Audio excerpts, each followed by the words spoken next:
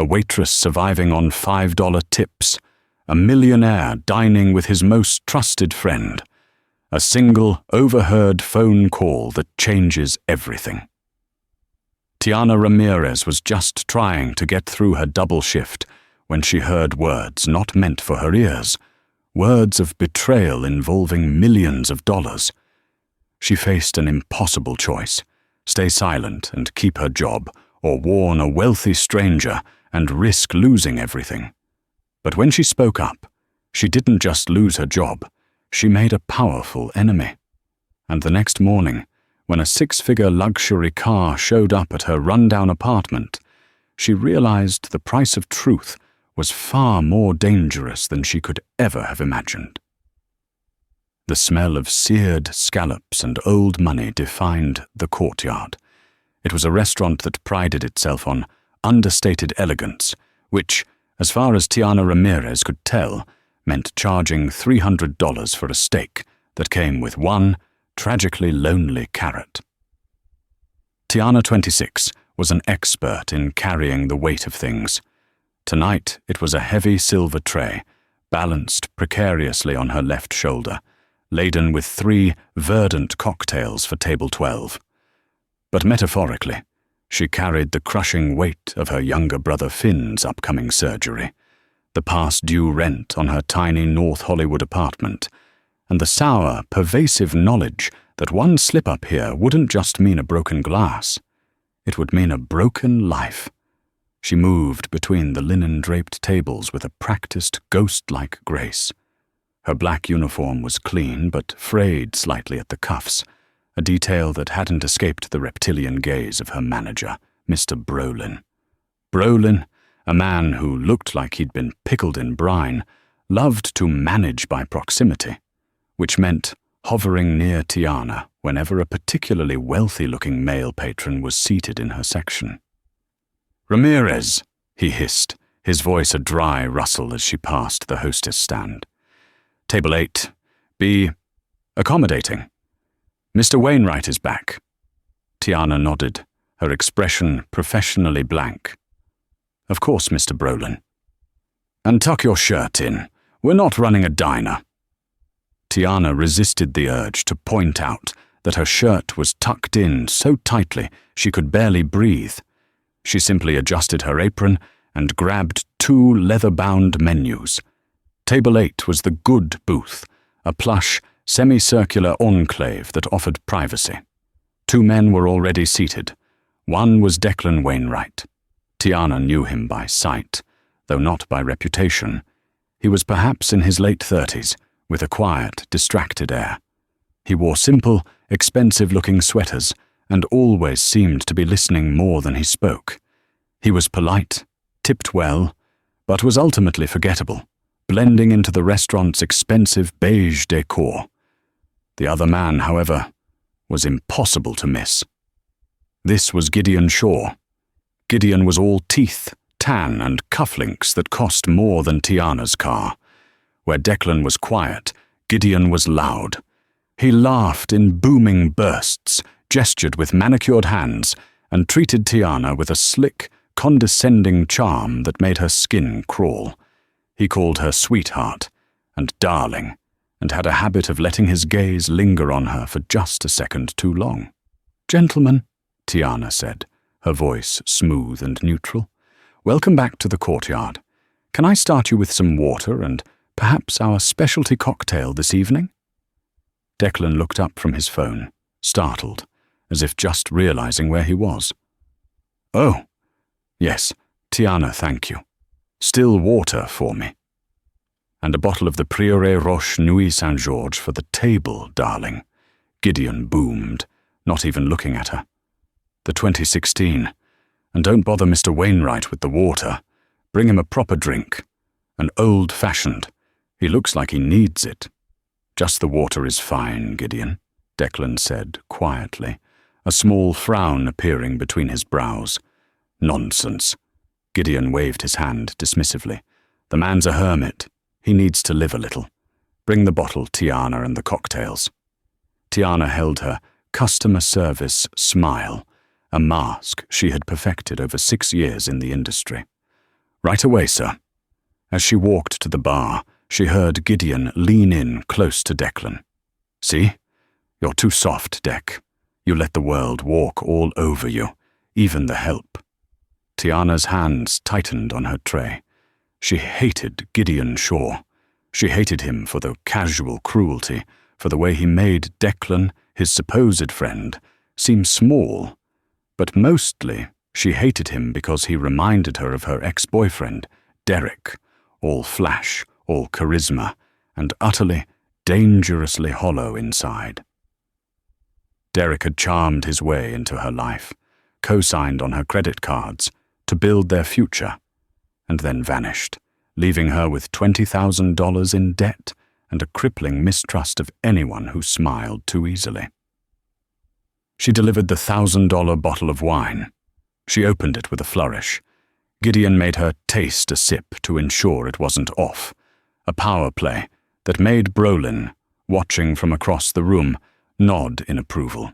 "A discerning palate," Gideon smirked as she swallowed the wine, trying not to cough. "Maybe there's hope for you yet." The next hour was a blur of service. Tiana ran food, refilled water, and endured Gideon's endless stream of witty comments. Declan, for his part, seemed to grow quieter and more withdrawn as the night wore on. He stared into his water glass, his face etched with a worry that seemed to have nothing to do with the casual opulence surrounding him. Gideon, meanwhile, was on his phone constantly, texting, scrolling, and smiling a tight, venomous little smile.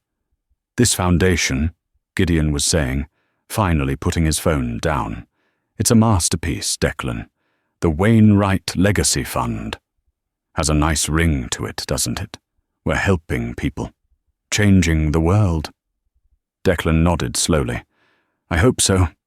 The initial transfer. It's a lot, Gideon. My father's entire estate. It's an investment, my friend. In the future. In us," Gideon said, raising his glass. "The final tranche moves tomorrow, right? Once that's done, we're locked in. The board is set. We can finally get to the real work." "Right. Tomorrow," Declan repeated, rubbing his temples. Excuse me. I need to take this." He stood up, holding his buzzing phone. "I'll be right back." Declan walked away from the table, heading not outside, but towards the back restrooms. The moment he was out of sight, Gideon's entire demeanor shifted. The jovial mask dropped, replaced by an expression of cold, reptilian focus. He pulled out his phone, the one he'd been texting on all night, and dialed a number. He didn't even bother to lower his voice. Tiana was 3 tables away, clearing a dessert plate, but her ears perked up. She was invisible. The help. People always forgot she was there. "It's me," Gideon snapped into the phone. "Yeah, he's here. He's practically green, terrified of his own shadow. The final transfer is set for 10 a.m. Once that hits the Cayman account, it's done." No, he won't suspect a thing. The Wainwright Legacy Fund is a beautiful piece of fiction. Yeah, the entire inheritance. He's a fool. He trusts me completely. Tiana froze. The dessert plate in her hand suddenly felt like it weighed 1,000 pounds. "Of course I'm sure," Gideon continued, his voice a low growl. "I've been playing this idiot for 2 years. Tomorrow we activate the dissolution protocol. The fund vanishes, the accounts scatter. And we make our clean exit. By the time he realizes his legacy is a shell corporation, I'll be on a beach in Malta, and he'll be bankrupt." Gideon laughed, a short, ugly sound. "Right. I'll see you in paradise. Ciao." He hung up. He took a long, slow sip of the $1,000 wine. He smiled, that same predator's smile, and looked right at Tiana. She hadn't realized she was staring. Her blood turned to ice. She couldn't breathe. The plate, the fork, the noise of the restaurant. It all faded away.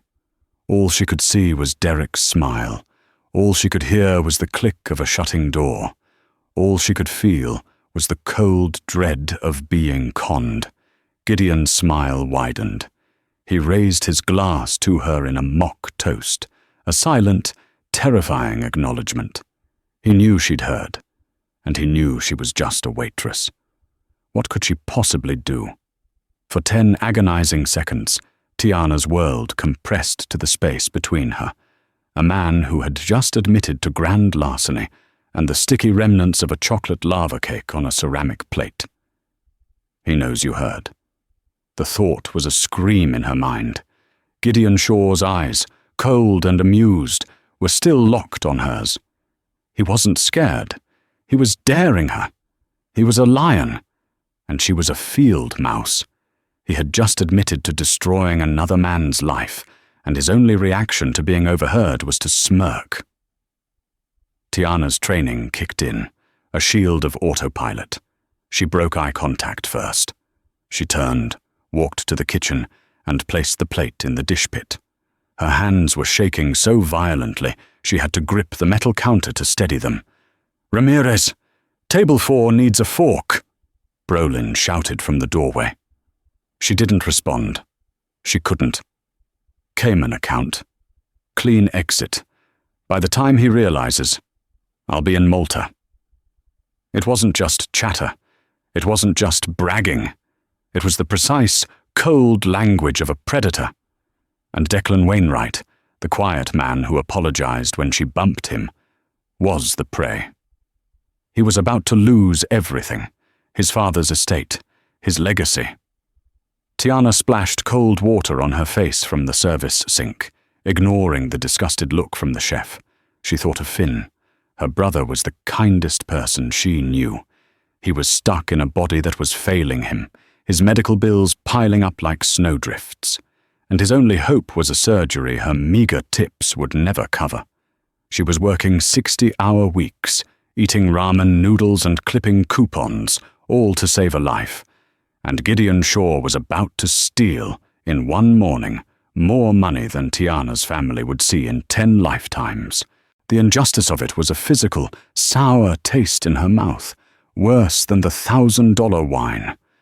"Stay out of it," the logical part of her brain whispered. "This isn't your fight. You have Finn to think about. You get involved, Brolin fires you. Gideon Shaw, that man is dangerous. He'll ruin you. He'll squash you like a bug and not even feel it." She looked at her reflection in the polished steel of the refrigerator. She saw a tired, scared woman. She saw the shadows of Derek, the ex who had taught her the hard way what a con man looked like. Derek had stolen her credit. Gideon Shaw was stealing a man's entire life. She had done nothing about Derek. She had been too young, too naive, too ashamed. She had just let him walk away. Not again. She straightened her apron. She smoothed her hair. She was a nobody. She was just the help. But she had heard. And in that moment, she realized being invisible was a superpower. People like Gideon Shaw forgot you were human. They forgot you had ears, a brain, and a conscience. Declan Wainwright was walking back to the table, his face still drawn with worry. He was walking back into the spider's web.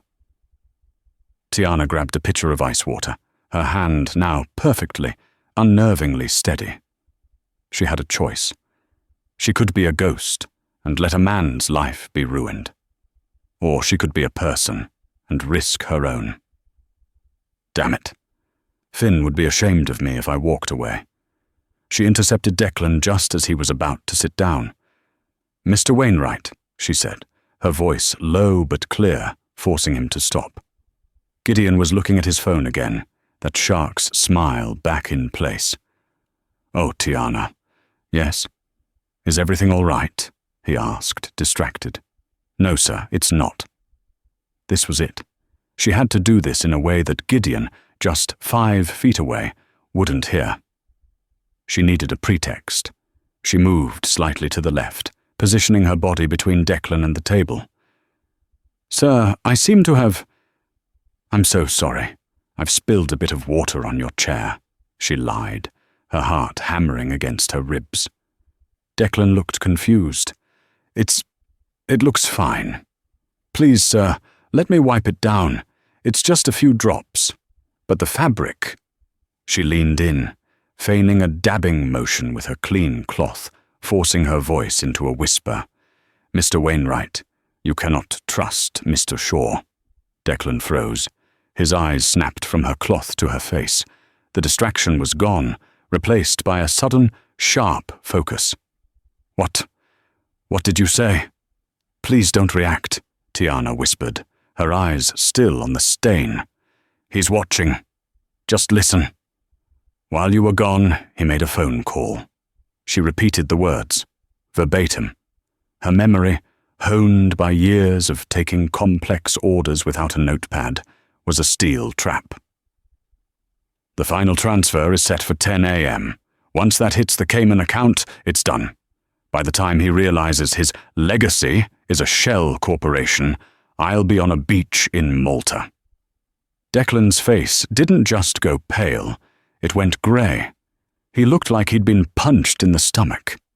He physically recoiled, one hand coming up to grip the back of the booth. "What's the hold-up, Dec?" Gideon called from the table, his voice laced with impatient charm. "The lady bothering you?" "No," Declan said, his voice a strained croak. He looked at Tiana, his eyes wide with a terrifying, dawning horror. He was seeing the last 2 years of his life recontextualize in real time. "Tiana, is it?" he whispered, his eyes pleading. Are you sure?" "He called the Wainwright Legacy Fund a beautiful piece of fiction," she whispered back, the final devastating nail. "He said you were a fool and that you trusted him completely. He knows I overheard. He smirked at me." A new emotion flickered in Declan's eyes, replacing the shock. Cold, pure, undiluted rage. But it was the rage of a man who didn't know how to fight. "Declan, sit down!" Gideon commanded, his tone playful, but with an edge of steel. "We have to celebrate our future." Declan looked at Gideon, then back at Tiana. He was trapped. Tiana knew she had just armed a man for a gunfight while he was already bleeding. She stood up, her job done, her entire body vibrating with adrenaline. "Your chair is all clean, sir," she said, her voice projecting normally. "My apologies for the delay." She turned to walk away, but she hadn't taken 2 steps before Gideon Shaw was on his feet. His chair scraped the floor with a sound of pure violence. Gideon Shaw moved with a speed that was terrifying, the jovial, smooth-talking facade vaporized, revealing the predator underneath. He wasn't looking at Declan. He was looking at Tiana. "You!" he spat. The word was a venomous dart. Before Tiana could react, he had intercepted her. In his hand was the coffee pot from the dessert service, still half full of scalding hot coffee. "You're always hovering, aren't you, darling?" he sneered. Such attentive service. And with a movement that he would later claim was a terrible accident, Gideon tripped, lurching forward and dousing Tiana's arm with the entire contents of the coffee pot. The pain was immediate, white-hot, and blinding. Tiana screamed, a raw, strangled sound that cut through the restaurant's polite chatter. She stumbled back, clutching her arm as the 180-degree liquid soaked through her thin uniform shirt, searing her skin.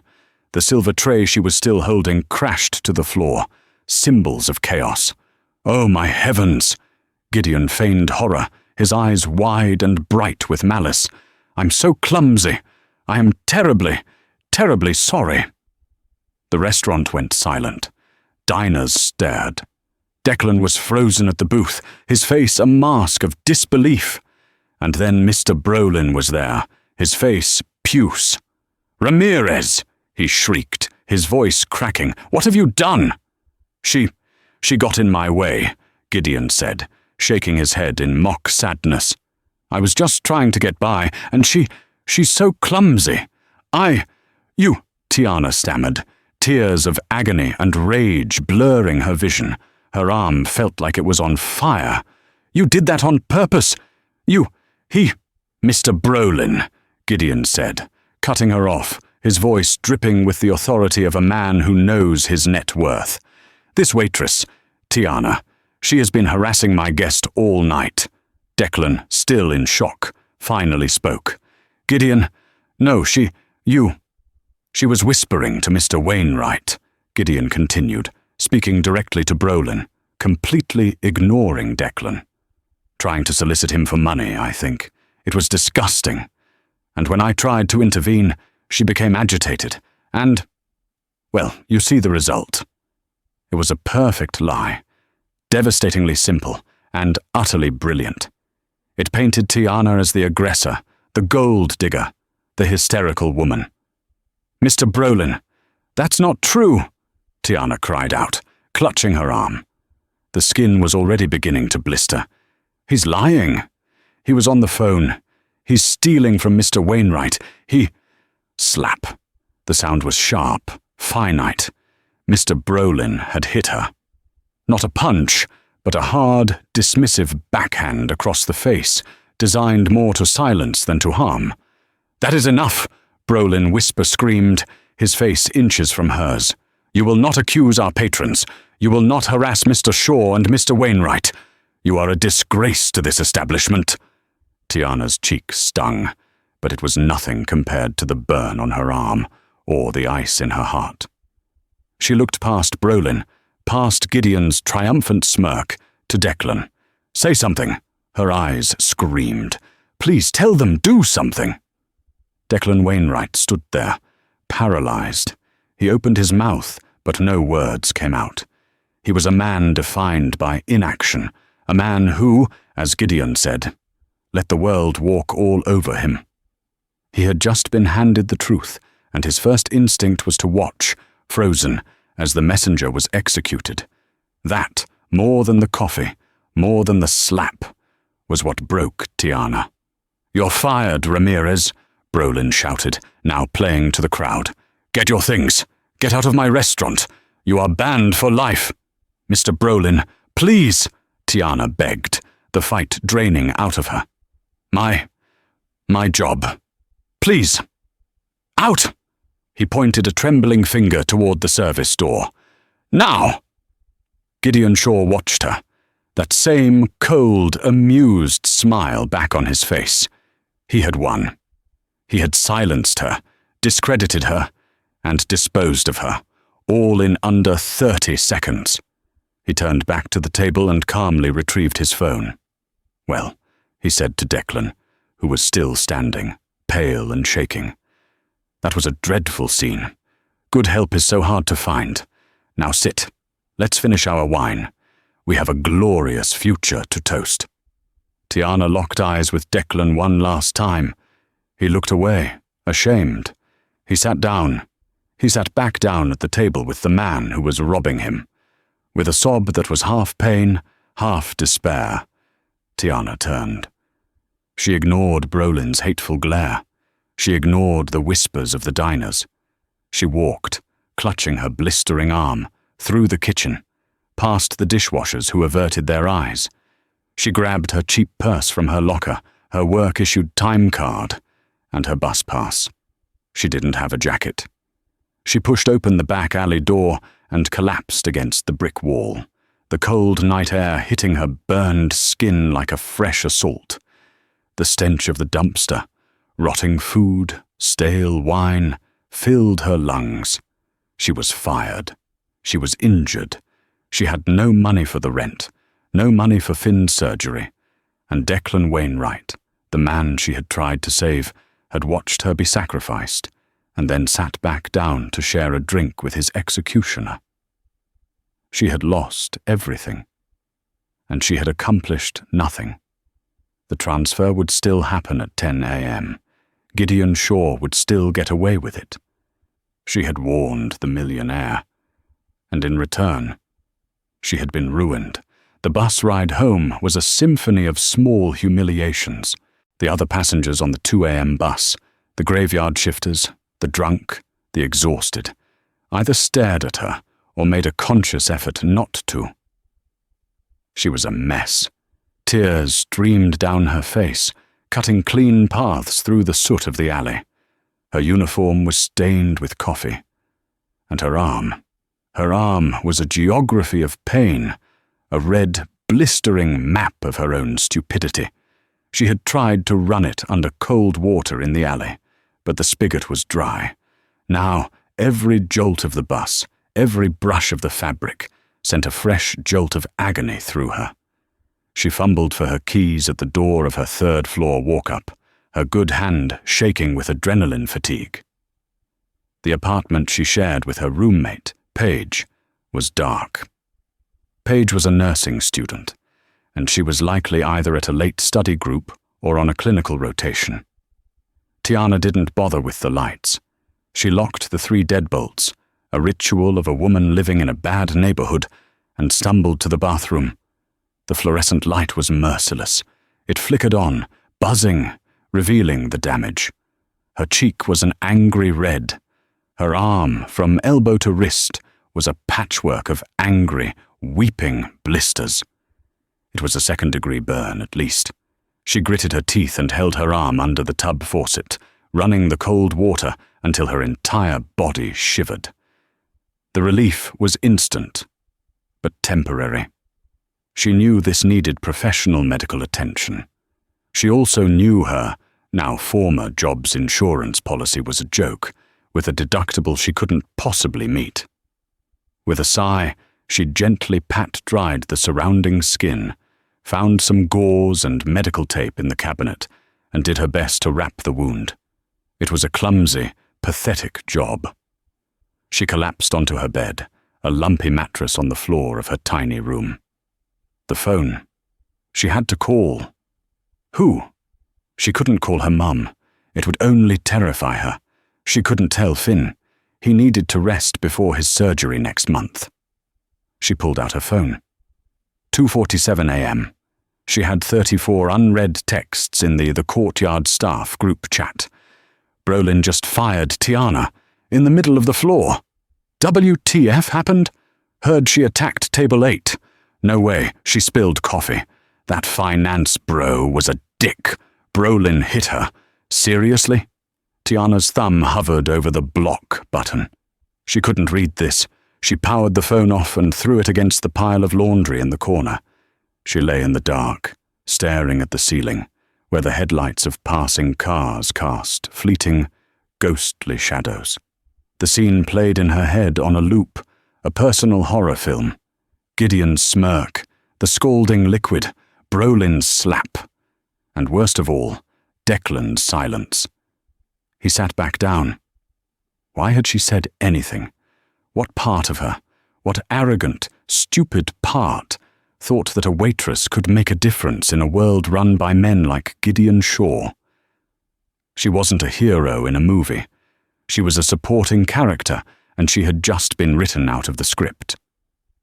She thought of Derek. He'd conned her out of her savings, her credit, her dignity. And when she'd confronted him, he'd used that same, effortless charm to make her feel like the crazy one. Babe, it's just a misunderstanding. You're overreacting. Let me handle the numbers. Gideon was just Derek with better suits and a bigger bank account. And Declan? Declan was just another bystander, a man who would rather lose millions of dollars than cause a scene than stand up for the help. He was weak. And she had put her faith in him, in his basic decency. She had bet her entire livelihood on the idea that a rich man would do the right thing. The house always wins. Sleep was impossible. The pain in her arm throbbed in time with the pounding in her head. She was fired. She had no savings. Rent was due in a week. Finn's pre-op consultation fees were due on the 1st. She was, to use the financial term she'd overheard, completely bankrupt. At 4:15 a.m., she finally gave in to a fit of desperate, racking sobs. It wasn't a pretty cry. It was an ugly, gasping, hopeless sound. She was crying for her arm, for her job, for her brother. She was crying for the version of herself that existed 12 hours ago, the one who was exhausted and poor, but at least had a plan. The sun began to tint the smoggy LA sky, a sickly shade of orange-grey. 6:30 a.m. She hadn't slept. She just lay there, numb. She heard Paige's key in the lock. "Tiana? You home? Your car's— Oh my God!" Paige, still in her light blue nursing scrubs, stood in the doorway, her face pale with exhaustion. She took in the scene. Tiana on the mattress, the tear-streaked face, the crude bandage. "Tess, what happened? Your arm! Did you get robbed?" Tiana just shook her head, the words catching in her throat. "It was work," she finally managed to croak. "I got fired." Paige's exhaustion vanished, replaced by a nurse's professional calm. She crossed the room, sat on the bed, and began to gently, expertly unwrap the bandage. "This," Paige said, her voice tight with anger as she saw the blisters, "is not a got-fired injury. This is an assault. Who did this?" Tiana told her.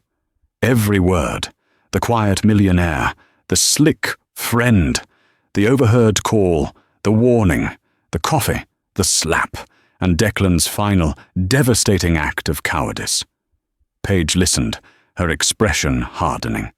When Tiana finished, Paige stood up, went to the kitchen, and came back with a bag of frozen peas and a bottle of ibuprofen. "First," she said, rewrapping the arm with a more practiced hand, "you're an idiot for not going to the ER. Second, this Brolin guy needs to be in jail. Third, this Declan. He just sat back down?" "He sat back down," Tiana confirmed, her voice dead. "He's trash. They're all trash," Paige said, her voice fierce. "Gideon, Brolin, Declan, 3 different flavors of worthless."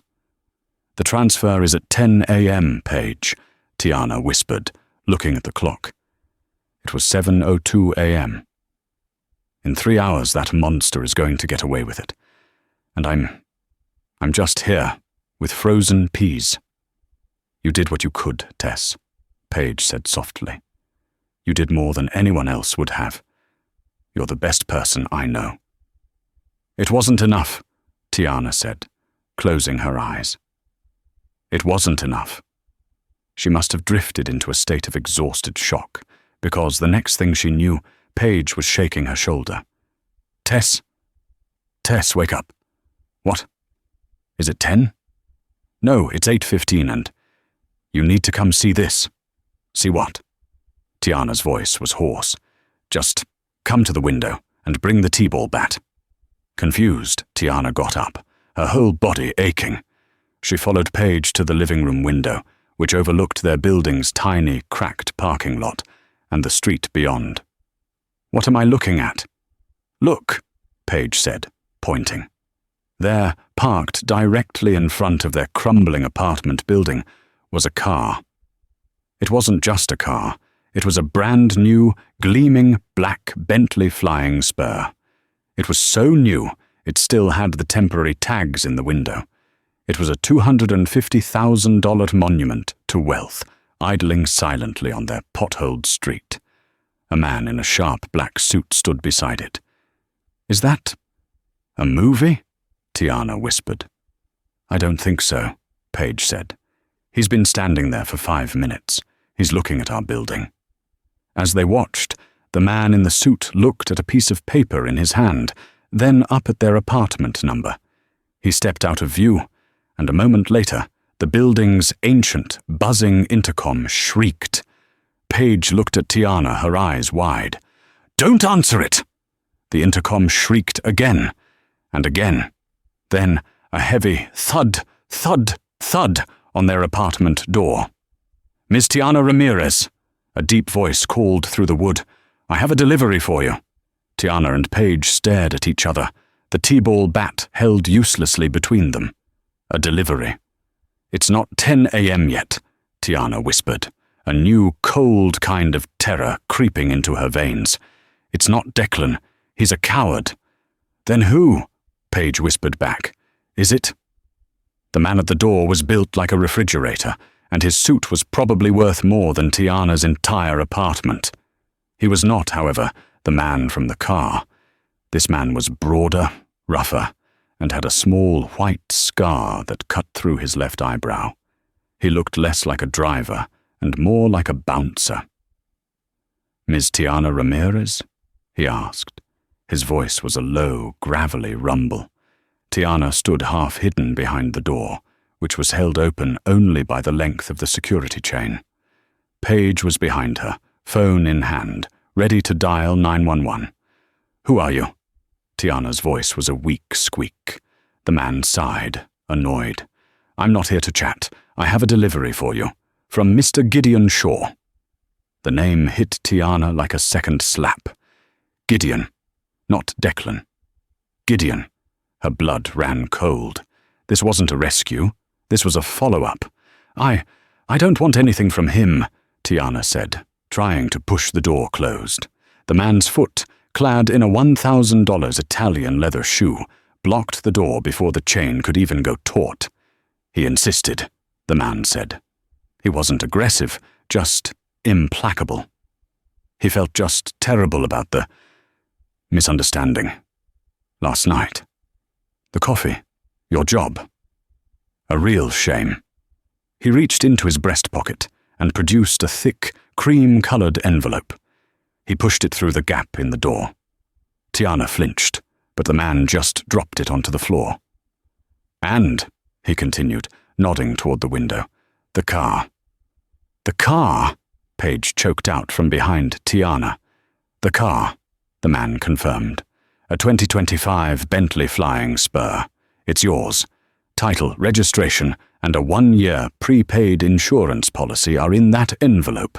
It's a lease, technically, in his name. All you have to do is drive it, or sell it.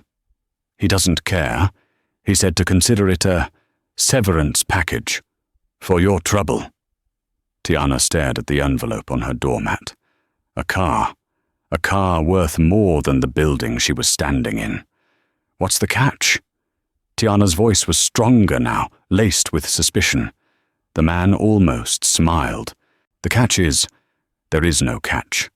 Mr. Shaw is a very generous man.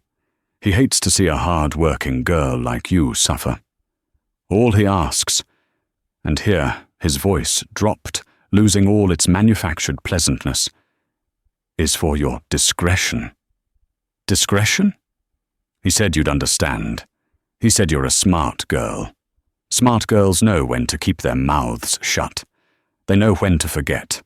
Little things they might have overheard. They know not to talk to police, or lawyers, or anyone." He leaned in closer. Tiana could smell his expensive cologne. "He said to tell you that the Wainwright business is complicated, and that your contribution to it is over. You've been paid handsomely for your silence." This was it. This was hush money, a bribe, and it was a test. Tiana's mind, sluggish from pain and lack of sleep, suddenly kicked into overdrive. This wasn't just a bribe. It was a trap. If she accepted it, if she so much as touched that envelope, she was complicit. She would be an accomplice, a co-conspirator who had been bought off. If she took the money, she would have no credibility. She would be the gold digger Brolin, and Gideon had accused her of being. And if she refused, the man's face answered that question. This wasn't a negotiation.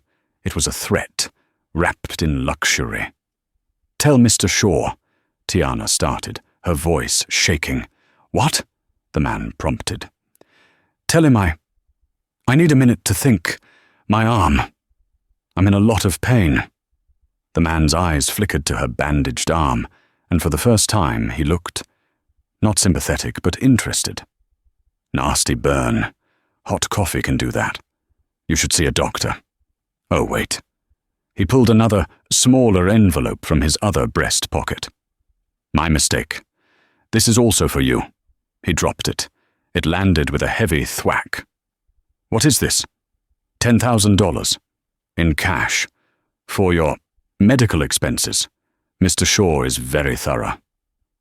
$10,000. Cash, enough to cover the rent for 6 months, enough to pay for Finn's pre-op fees twice over. "He wants an answer, Miss Ramirez," the man said, his patience gone. "Do we have an understanding, or do I have to come back?" The implication was clear. The next visit would not involve envelopes. Tiana stared at the money. She saw Finn's face. She saw the eviction notice on her door. $10,000. She could just take it. Forget everything. Who was Declan Wainwright to her?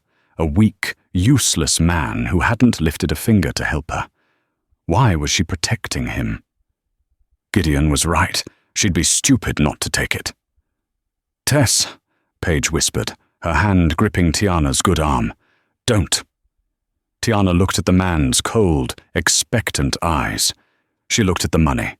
She looked at the gleaming, black monster on the street.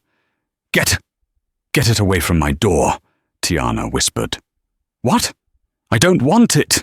Tiana suddenly shrieked, the fear and rage and pain of the last 12 hours erupting. "I don't want his car. I don't want his blood money. Tell him to take his bribe and get lost. Tell him I'm not afraid of him." It was a lie, of course. She was terrified. But she was also, finally, incandescently angry. The man's expression didn't change, but a new, cold calculation entered his eyes. He had been sent to deliver a package, and it was being refused.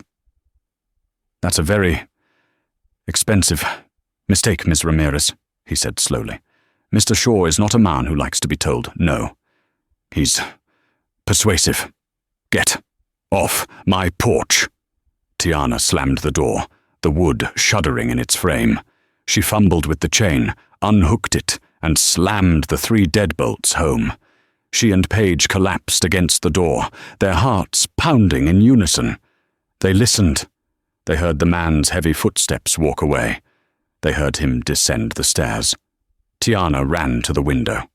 She watched as the man got into the passenger seat of the Bentley. The driver, the one in the sharp suit, was still in the driver's seat. The man said something. The driver nodded. The Bentley did not drive away. It just sat there, idling. "Tess," Paige whispered, her face white. "He's still here. They're watching us." The clock on the wall read 8:45 a.m. "They're waiting," Tiana said, her stomach twisting. "They're waiting to make sure I don't go anywhere. To make sure I don't call anyone." "Call who, Tiana?" Paige said, her voice frantic. "The police? And say what? A man tried to give you a car. They'll laugh at us."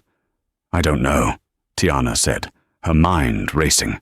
"Declan, I have to find a way to warn Declan. Again." "How? They're right outside."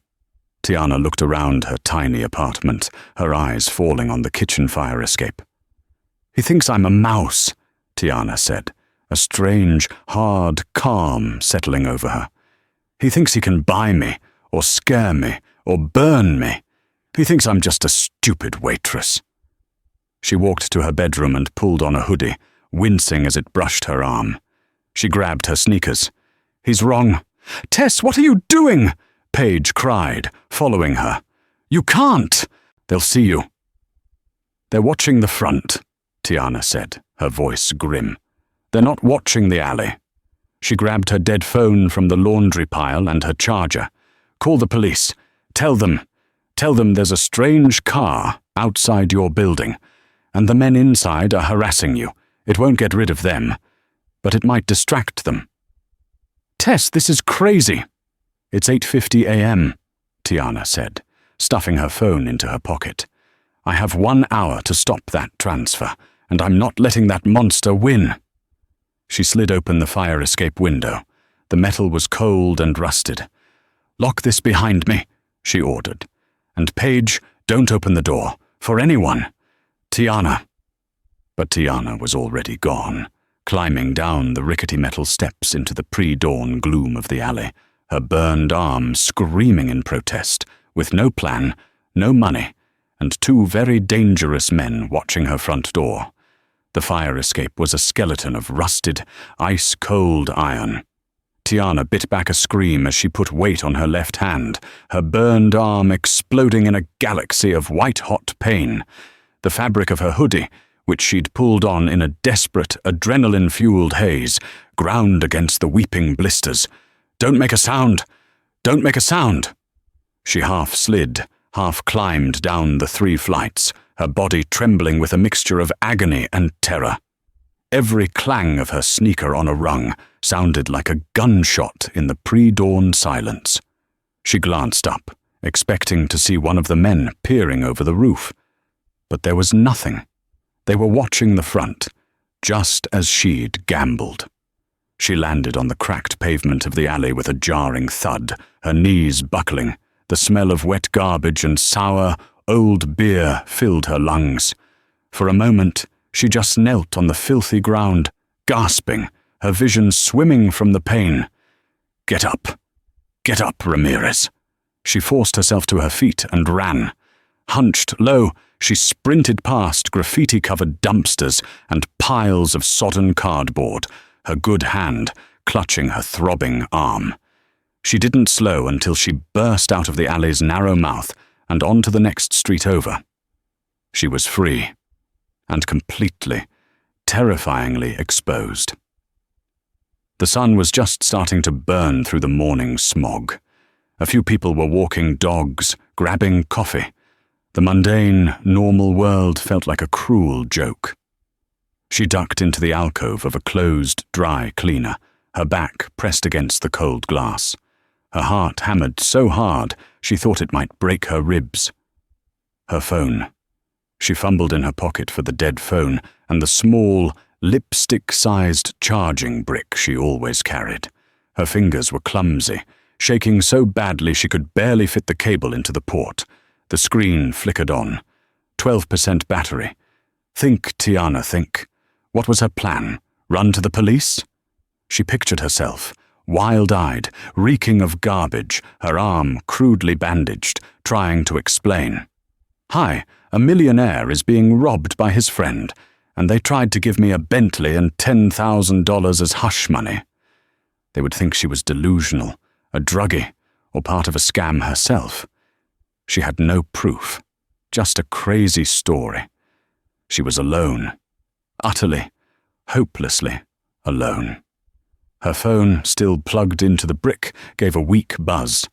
It had connected to the network, and then it buzzed again, and again. A string of text messages, delayed by the hours her phone had been off, flooded in. All from the same, unknown number. She opened the first one, sent at 3:17 a.m. Her eyes scanned the words, her brain struggling to comprehend them. "I believe you. I'm so sorry." I froze. "Are you safe?" D.W. Tiana's breath hitched. D.W. Declan Wainwright. He must have gotten her number from the restaurant's emergency contact file, probably from a panicked Brolin. "I believe you."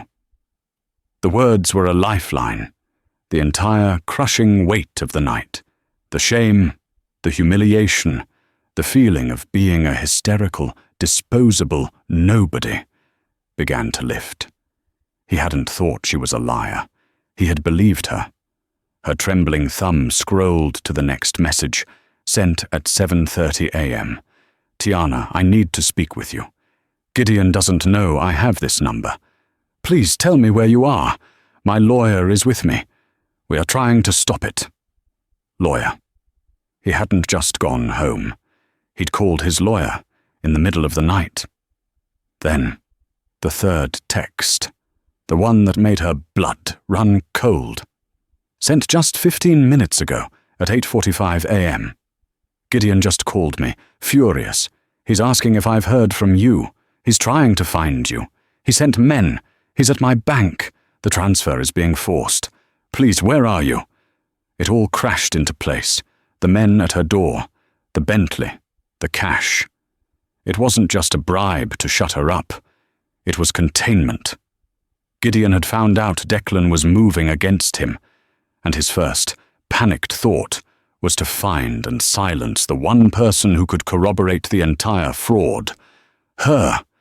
He believed her. He hadn't sat down in cowardice. He had sat down in strategy. He had sat down and played the part of the fool, the weak, trusting friend, to lull Gideon into a false sense of security. Tiana's fingers, now flying, typed out a reply. "I'm out. I'm safe." He sent men, a black Bentley. "They are at my apt." He offered me the car and 10K to stay quiet. I refused. They are still watching my door. She was no longer just a victim. She was a witness, and she had the final, critical piece of evidence. The reply was almost instantaneous. "DW, thank God, do not go back. Where are you now?" Tiana looked around. She was on a busy commercial street, a few blocks from her building. A coffee shop, the Daily Grind, was on the corner, its lights a beacon of normalcy. "Tiana, corner of 8th and Figueroa. I'm on foot." "DW, stay there. Don't talk to anyone. A black Tesla Model S. License plate. Number. My lawyer is driving. Her name is Annika. She will be there in 5 minutes. Get in the car." The instructions were so precise, so authoritative, she didn't question them. She slipped the phone into her pocket, pulled her hood up to hide her face, and walked quickly to the coffee shop. She didn't go in, just stood near the entrance, trying to look like she was waiting for a friend. Every dark-colored sedan that approached made her flinch, her heart leaping into her throat. Was it the Bentley? Had they seen her? 4 agonizingly long minutes later, a sleek, unassuming black Tesla Model S glided to the curb. It was the opposite of the menacing Bentley. It was anonymous, efficient. The back window rolled down, revealing a woman in her 40s with sharp, intelligent eyes, a severe black bob, and a Bluetooth AR piece. She looked like she drank litigation for breakfast. "Tiana Ramirez," the woman called out, her voice crisp. Tiana nodded, running to the car and yanking the back door open. The second she was inside, she heard the click of the central locks. The car pulled smoothly and quickly into traffic. "Buckle up," the woman said, her eyes scanning the mirrors. "I'm Annika Sharma. I'm Mr. Wainwright's counsel. Are you injured?" "My arm," Tiana managed, her voice hoarse. "Last night, the coffee." "I know," Annika said, her tone all business. It wasn't unkind, just focused. "We'll get you to a doctor, but first we have a fire to put out. It's 9:30 a.m. We're on the clock." She tapped her earpiece. "I have her. We're en route. Asset is secure." Asset. That's what she was now. I don't understand," Tiana said, the adrenaline beginning to fade, leaving her shaking and confused. "Declan." He sat back down. "I saw him. I thought he was a coward." Annika's laugh was sharp, like breaking glass. "Declan Wainwright is many things. He's too trusting, he's too quiet, and he's terrible at confrontation. But he is not a coward. He's a planner." She took a hard left, cutting off a taxi.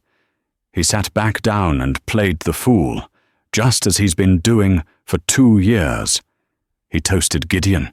He clapped him on the back. He confirmed the 10 a.m. transfer.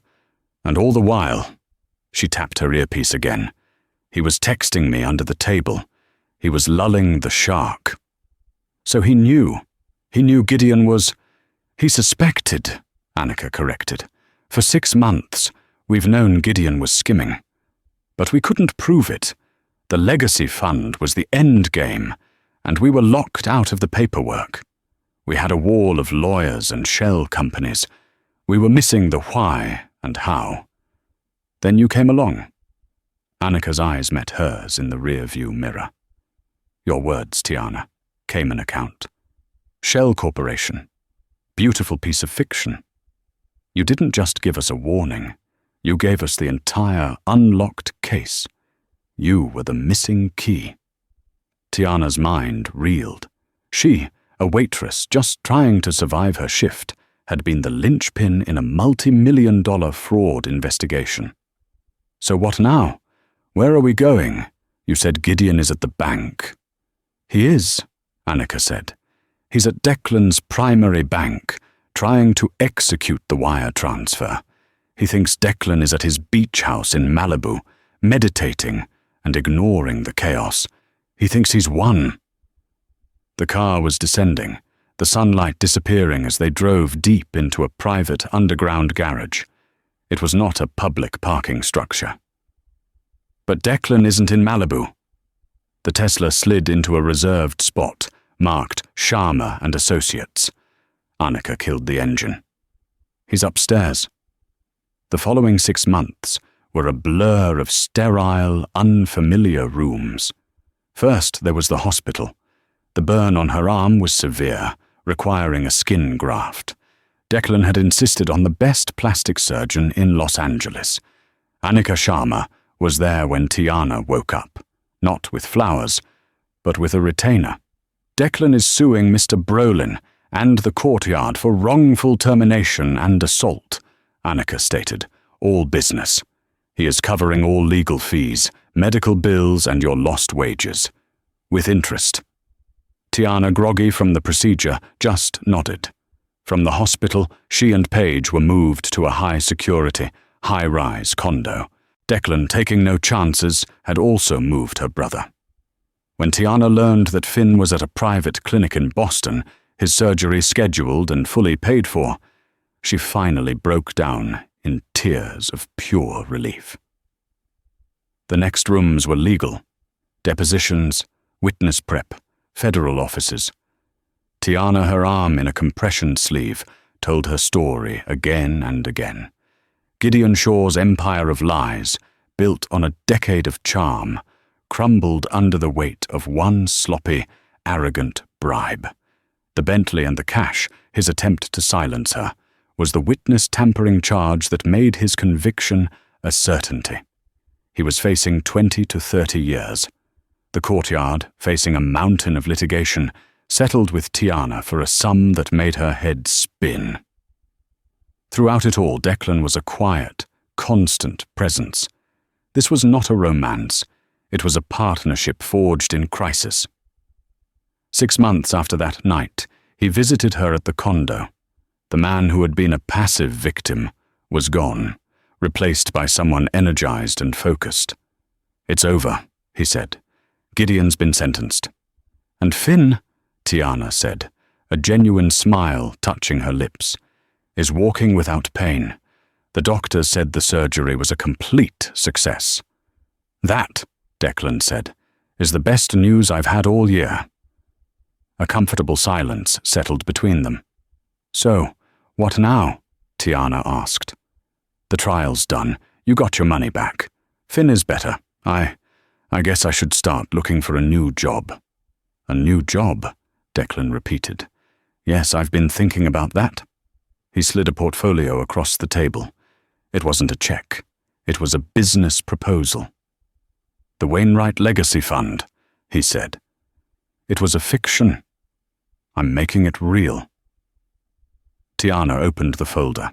It was a detailed plan for a new charitable foundation, but it wasn't a standard old money fund. Its mission was aggressive, rapid response aid for victims of white-collar crime, fraud, and legal exploitation.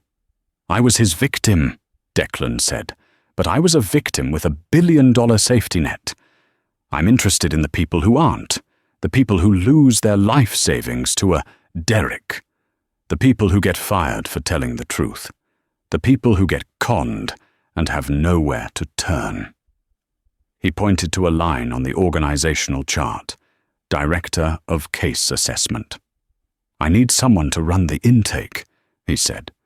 "Someone who can listen to a story and spot the lie. Someone who can see a Gideon Shaw from a mile away. Someone who knows what a con man looks like." "Declan, I'm a waitress," she whispered, her voice shaking. "I have some online classes, but I don't have a degree for this." "You have a degree from the School of Hard Knocks, Tiana," Declan said, his voice firm. "You're perceptive, you're brave, and you can't be bought. You are the most qualified person I know." Tiana looked at him, the full weight of the offer settling on her. Gideon's gift, the car, had been a cage, a bribe to keep her silent and small. This was different. This was purpose. "This foundation," Declan said, "this work, this is my true inheritance, and I'd be honored if you'd help me run it." Tiana Ramirez, the ex-waitress, the survivor, looked down at the proposal.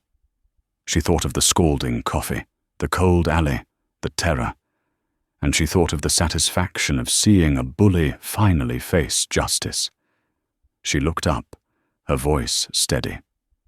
"Okay, where do I start?" And that's the story of how one woman's courage turned a moment of terror into a lifetime of change. Tiana didn't just save a man's fortune, she saved her own future. She proved that you don't need to have money or power to make a difference. Sometimes, all you need is the bravery to speak the truth, even when your voice is shaking. She turned her worst day into her new beginning, and she's not the only one. So many of us face our own Gideon shores, people who try to silence us, belittle us, or make us feel small. This story is a reminder that integrity is the one thing they can't take from you. What did you think of Tiana's choice? What would you have done if you saw that car and that cash at your door? Let me know your thoughts in the comments below.